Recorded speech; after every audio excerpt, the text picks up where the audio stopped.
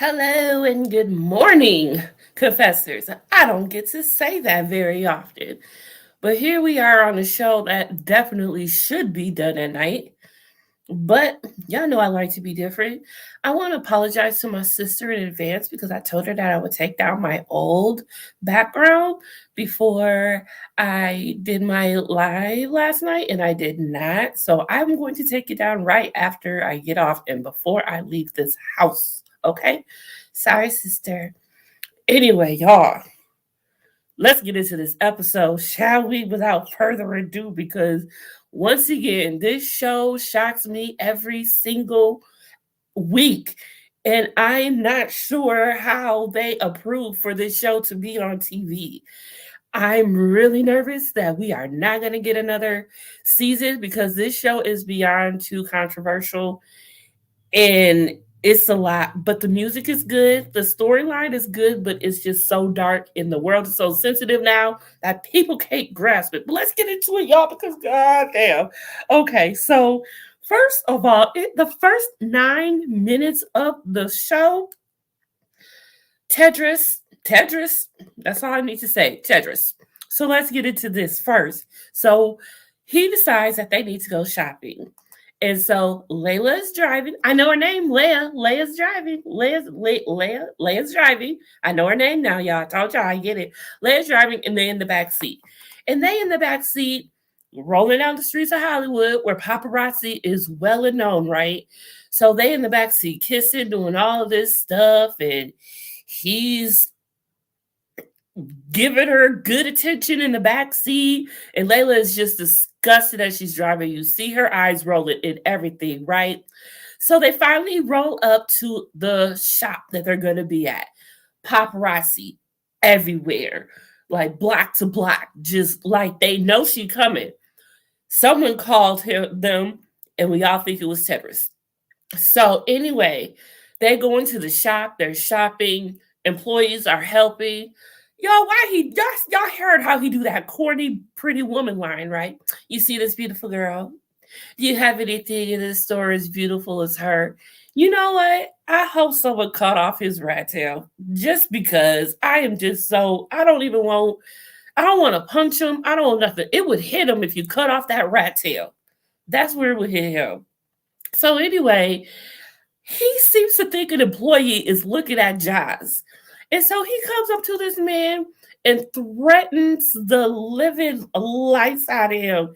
He tells this man, "You looking at my girl? You looking at my girl? I will do this, that, and the third." I don't even want to say the words he said. You know what? Let me throw this up because this entire show is a trigger warning. Because I think there's a lot of triggery things. So you got to be careful when you watch this show, y'all. Viewer discretion is advised because it is a lie. Anyway, so he tells this employee, "Don't look at my girl again." I mean, he is threatening him to the unbelief. Like some shit like, damn, Tedris isn't that serious. But it was for him. Tedris is a MF for real. So they're still shopping, they're going through everything, and she's just having a good time, enjoying herself, and he's having a good time watching her and just oogling her. And so while they're shopping, Layla gets on the phone with her, okay? And she's letting him know everything that's going on. She's like, "Look, we're out shopping. He's giving her attention in the back seat." And then she told him how he fired Andres this morning and all of that stuff. So so so the whole thing with Andreas, y'all saw that, right? That was crazy too. He is running Ja's entire life at this point that quick. She is brainwashed that quick. She is in love with him that quick. He has her under his spell that quick. Like Tetris is not new to this because everyone that's in his camp is following him. He is a cult leader. This is a cult. Isaac, Chloe, Ramsey, that other dude, I don't even know who that bald head dude is. He scares me, and I'm not sure what his point of being here is yet, but obviously it's something, right? So while Layla's on the phone with Haim, they're going back and forth. He's telling her, like, look, get back here, come home. I'm at the house. You called 911. Why ain't you here? You so obviously there's a code already. If Leia calls 911, he comes to the house with a gap, basically. So him and Destiny is at the house waiting for them to come home. So while he's on the phone with Leia, Frankenstein comes in. Now I'm guessing this is the label manager, whatever, label deal person. It's important to bring him up because I did not bring him up the last couple of episodes. But he's telling Haim, like, look, cancel this tour. It's not happening. I don't trust her. I spent too much money on her. It's a wrap.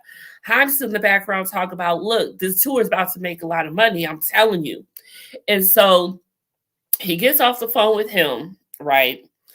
And next what happens is the whole chain of phone thing called, okay. So Johnson Chedra's chilling in the shop, right? Oh my goodness. This is completely sick. And now I understand why this show might get canceled. So they're in the shop shopping, and they decide to go into the dressing room together, and they're just chilling, having fun, whatever. And they're talking, and all of a sudden she's like, why do you want to go shopping? Why are you so into fashion, all this stuff? And he was like, well, like, you need some things, and you basically, you had no fashion. She was like, you don't think I have fashion? He was like, well, the past few days. And he was like, well, why do you like it so much? And he was just like, I just do. And she was like, you know what I think? She was like, I think you're gay. And then he was like, what? I'm not gay. He got real mad. And then she was like, yeah, even the way you said that's a little gay. And that made him even worse mad. So obviously the best thing he could do to prove that he wasn't is take her in the dressing room and show her that he wasn't. So they had a good time in the dressing room, but he was smacking her, like, saying, like, you're sorry and all this stuff. It was weird. But she wouldn't let him finish his duties. She wouldn't let him put his batter in her oven, per se. And so he's like, well, what am I supposed to do? I'm not done. And she was like, figure it out. So she goes and sits down, and she's chilling, and the camera's on her, but you can hear him moaning in the background, finishing himself off, like, loud as hell. Everyone can hear. Everyone heard about the sex. Everyone heard him doing what he was doing. It was just gross, okay? I mean, his back was turned, so the camera was showing his back. So, of course, we couldn't see it. Thank God. I did not want to see the Weeknd jizz it off, okay? So when he was finished, I guess it was in his head, and he just looking around where to put it. And then the camera zooms on that pretty red little outfit. I know he did not. He did, because he came out with his hands clean. But that was so sick. And the fact that they didn't even have to show it was even grosser. So they come home, and Haim and Destiny is waiting for them, and they go and have a little conversation and talk it out, if that's what you want to call it. And they're just talking, and Tedros think he's selling them a dream. He's telling them, I want choirs for this song. I want to do this. I want to do that. Like, he's really in charge, and that he really got, like, it's okay for him to be in charge. So Haim and Destiny just looking at him, like, let him think he doing what he doing. But in hindsight, they like this MF, and we want to just snatch him. Just let y'all know, from now on, instead of saying KILLDIE, whatever, I'm using the word snatch in that place, because I'm tired of spelling things out like I'm a kid. YouTube making us do that. Anyway, so they want to snatch him up. But so they leave. But before they left, like, okay, that's great. Keep doing what you're doing. Get it going. Give us those 3 songs. Remember, you talk about those 3 songs. Give us those 3 songs. Yeah, everything's great, perfect, wonderful. So they leave, and as they're leaving out, they tell Layla, "Love him, great, mwah, everything's perfect." And Layla's like, "What? Like, look, like, are you serious?" But when they get in the car, they're like, "No, this is bad. Joss is in trouble, and never trust a man with a rat tail." So they're going to reinforce at some point, or at least try, because I don't know if they can do what they need to do against Tedros, to be honest. So meanwhile, they show one clip that Nikki is working with Diane. She is working hard. Diane's catching all the steps. She's doing everything she needs to do. Josh still does not know that Diane is working with Nikki and that Nikki signed her. I'm thinking that she got Diane doing her song, gave her song. I don't know if that's even cool. Something bad is about to happen. So afterwards, that's all done. We see Jazz and Chloe having this in-depth conversation, and she's telling her about her mother and how, it's hard without her, and how she feels that her fans wouldn't appreciate her giving out the music that she wants to do, which is, talking about her, getting her bad energy out and putting it on paper. And she don't feel like the music would come out good and that her fans would like it. So she's struggling with that. And she's still struggling with this whole album. Like she's trashed the whole album. Now she has like, is this single? So it's rough for Jazz right now. So there's this scene. This scene I want to talk about. And this is weird. And it kind of gets into more of that this is in fact a cult that Tedros is leading with Isaac, Chloe, Ramsey, and these people. So they're in the room, and they're singing, Isaac is singing, and they're talking about how whether or not you should talk about your feelings or not, and whether things that happen are good. And there's going through all these scenarios of bad things happening, and you write good music and it helps more people and all of this stuff. So anyway, at the end of that, Tedros is like, Isaac asked Josh to sing with him on a verse, and she's like, no. And then everyone's like, Tedros wouldn't like that if you said no. He's like, why, you can't say no? He's like, no, you can't say no. He's like, why? He's like, because it's denying you from an experience. You know how Isaac talked in that deep voice that I love, that's just so captivating, and I love it. But just goes on that she realized, like, damn, like, I really can't say no. So she sees that part now, but she's still too blind to understand because she's already brainwashed and she can't grasp it yet because she is completely gone. She's not herself. She's mentally checked out, checked in, wherever she is at the moment. Like, Joss is just all over the place. Like, Joss needs help, and Tedros is not helping. She needs saving from him as well, and this cult. So anyway, so then she says, so you can't say no to anything? And he was like, no, like, I wouldn't. And so she's like, okay, well, kiss Ramsey. And so he kissed Ramsey, didn't even say why or, no, she just kissed him. And so she's like, and so would you have done that if Chloe was in the room? No, she said, would you have done that if Leia was in the room? And he was like, yes, of course, that wouldn't have changed. He was like, so basically it's like, forget Leia's feelings. I just would have done it because it's an experience and you should, and you never know what's going to come out of it. So then she was like, okay, well, would you kiss me? And he was like, I don't think that's a good idea. See, now it's different, isn't it, Isaac? And so she's like, why can't you kiss me? And basically, like, Tedros would snatch him. That's why. And so she understood then, like, okay, I kind of see more of how this is. So now you can completely say that Tedros and Jazz are together. They're about him. That's his girl, because that's what he said to the man, the employee. Like, why are you looking at my girl? So they are together. That is his girl. He has brainwashed her. She is under his spell, and it is bad. So the dinner scene was really crazy. It was a lot of back and forth because prior to the dinner scene, Xander and Tedros had a talk.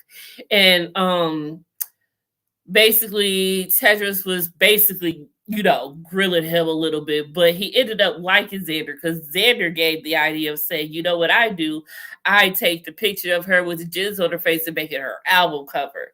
And then Tedros is like, yo, that's dope. Like, you want to do some coke? And then he's like, no, I don't do coke from LA because fentanyl's in it. He's like, not mine. And so they obviously had a good time because by the time the dinner came, they were like, Xander was on Tedros' side, kind of, sort of. And so he was telling him, yeah, you should do this. And she was like, well, I really don't want to. And then Layla's like, yeah, that's not a good idea. And then Jazz and Tedros had a moment of going back and forth where they were both like, well, how can you tell me what to do? She said this to him. How can you tell me what to do? I've been in the music business for a long time and you just started. You could tell it got to him a little bit.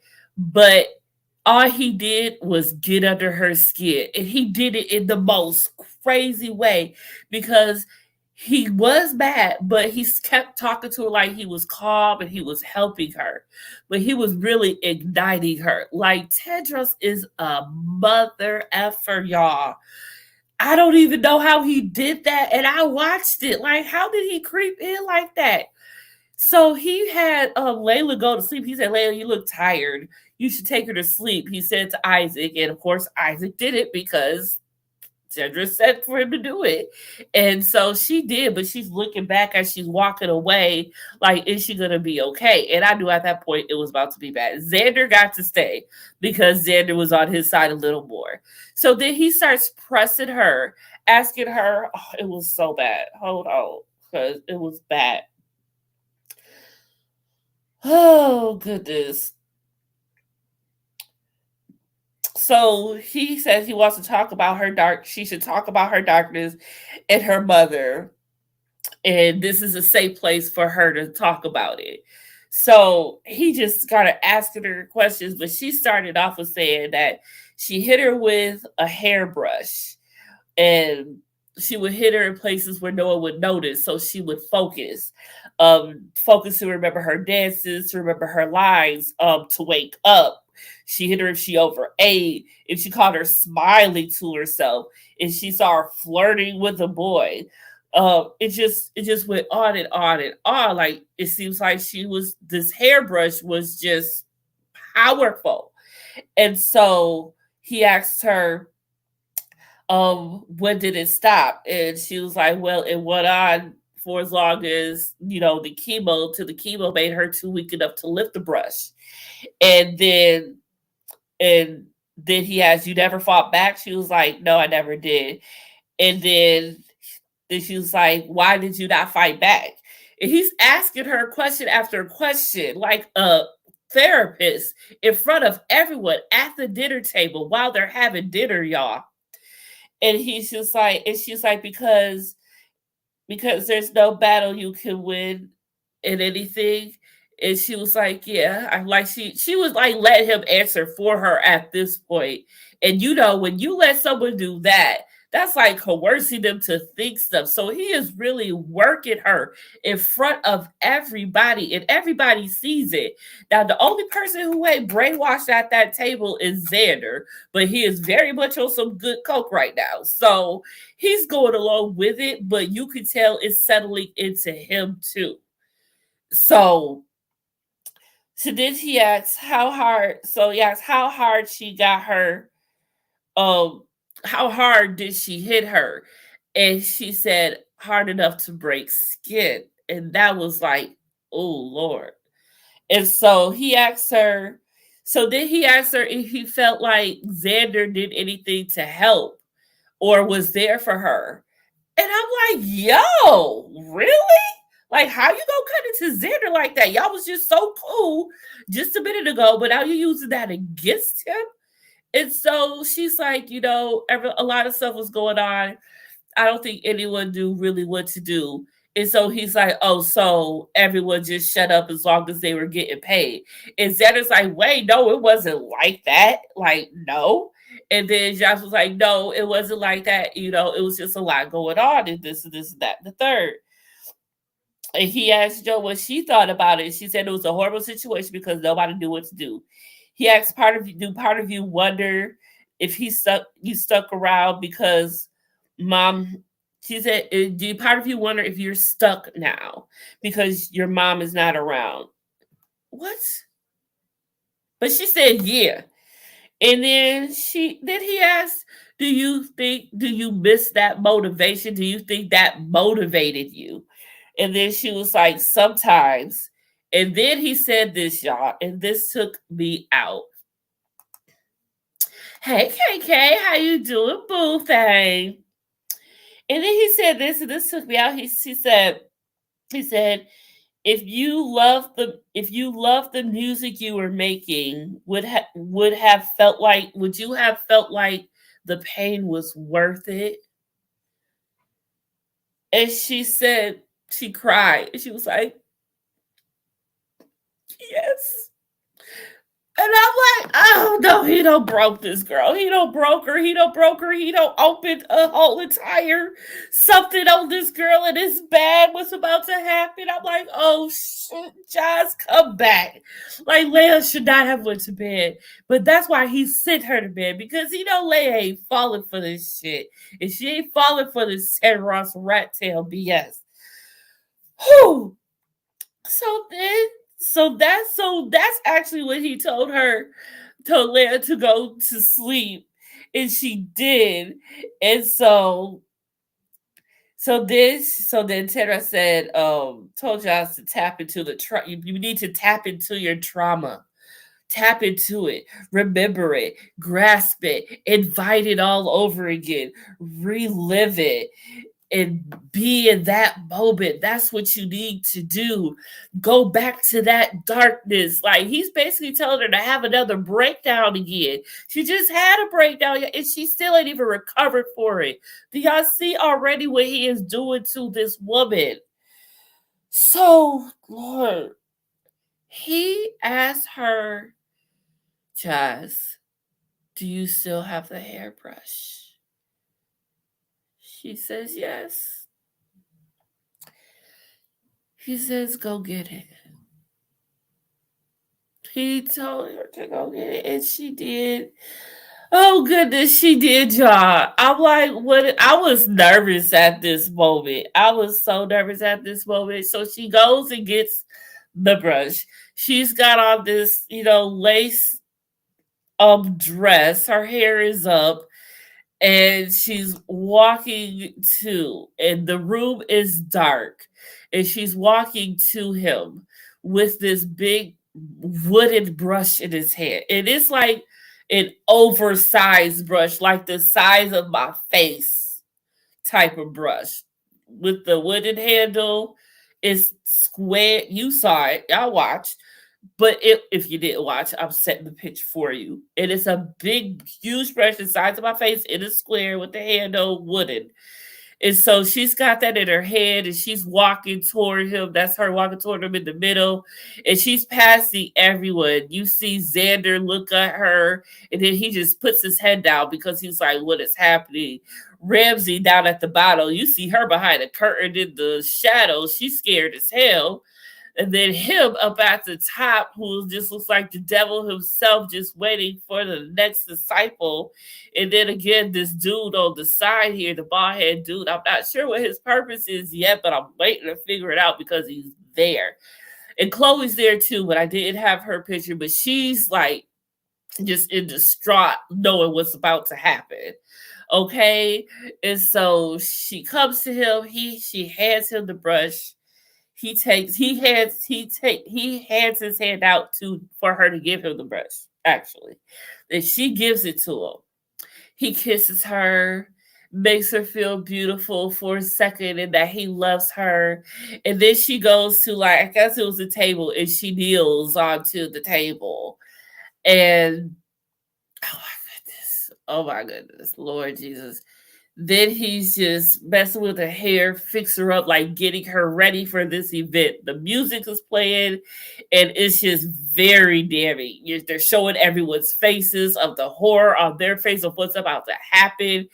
And it's bad, bad, bad, bad. It's kind of like they've been there before, and like whatever trauma Tetris has did for them, they've been there before, so they know what's about to happen to her, and they're scared for her. Just about, it seems, at this point. So she comes to him, got the brush in her hand, she's kneeling, and then he whispers into her ear. And this was like sadistic, poetic, if you will. But he whispers in her ear and he says, "This is really gonna hurt. But if you push through the pain, it'll be beautiful." Who says that? That is some sick, sadistic stuff to me. That is crazy. And so he kisses her, and there you see it. You don't see the actual brush to her wherever he may have hit her, but you just hear her screaming, like in the background. The music's playing, but you hear her screaming still. And you see it on her face. And it's just horrible. This is every step. You see how terrified she looks at the top. And then he just puts the brush in front of her face like he's taunting her. And then you see the second row. She's like getting ready for it because she's already there. Like she's done to herself. Like she's had to take herself out of her body at this point. She had to in order to endure because she knew what she was about to endure. And he really did that. He really did that. And it was crazy to watch, even though it didn't show it, but knowing. And so the next morning, she wakes up and now he's like taking care of her now. He puts her in an ice bath. He's in the ice bath with her. And he's like behind her, like Pretty Woman, kind of. But she's behind him in Pretty Woman, but he's behind her. But he's behind her, and he's just like stroking her hair. And then they're in the shower. She's in the tub, and he's just washing her, whatever, taking care of her and everything, getting her back to health. I don't know, after he did what he did, but now he's nurturing her, which is a total mind fuck too, after he's done what he's done. And so at the end of it, she's out there outside. She's wrapped in a towel. He's wrapped in a towel. She's smoking her cigarette. And you could tell, like, she is no longer the Josh she was, even though she was already messed up. She is completely damaged all over again. That they may need to MK Ultra her. I'm sorry, but if that comes up into this season, this show needs to be canceled on its own because they can only go so far to put that type of stuff in the industry out there like that.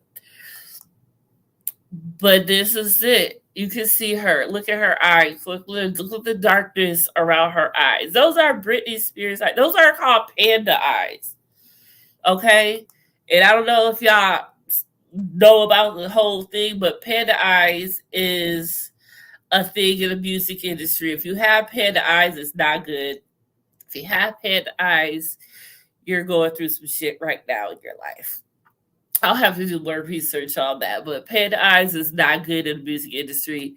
And you see that Britney Spears has the panda eyes right now. We haven't seen her in a while, but the last time we saw her for the couple of months, we were seeing her after she had got free. Britney Spears has the panda eyes. So, they say that this could be based on Britney Spears, but they also say this could be based on Selena Gomez. The Weeknd is one of the creators of this. So he was with Selena Gomez at one point, so he would know. Just saying, just saying. But so that does it for this crazy episode that is called Daybreak. And that was the name of the last song that she wrote when her mother was alive. And that's how this actually all broke out at the dinner table when he asked her about her last song. Because after she had said, "You're just getting into the street. How can you tell me what to do?" He was like, "Oh, well, what was your last song? Made a year and a half ago." He was like, "It was Daybreak." He was like, "You need to go back to that space with your mom." And so that's why this episode is called Daybreak, because when Daybreak was mentioned, she was broken all over again. And poor little T T, I don't know what's left for her, but now Haim and Destiny want to snatch him up. And we have a lot more to go. This is only episode 3, y'all. And so much has already happened. This is very fast paced. I'm nervous for Jazz. We're going to have to pray for Jazz because she is crazy. But just again, of the highlights of this episode, it was just absolutely nuts. Okay. But thank y'all for coming through and watching. Y'all know I'm trying to do this morning thing, and I appreciate y'all here, the 3 that are in the chat. Make sure y'all tell y'all people about this crazy show and tell them to come through. Y'all ever want to say, I will start dropping it in the chat. If y'all want to start coming on and saying something because the show was crazy, and I would love to hear what other people got to say. But on that note, y'all be easy. Have a wonderful Wednesday, and I'm out this nasty.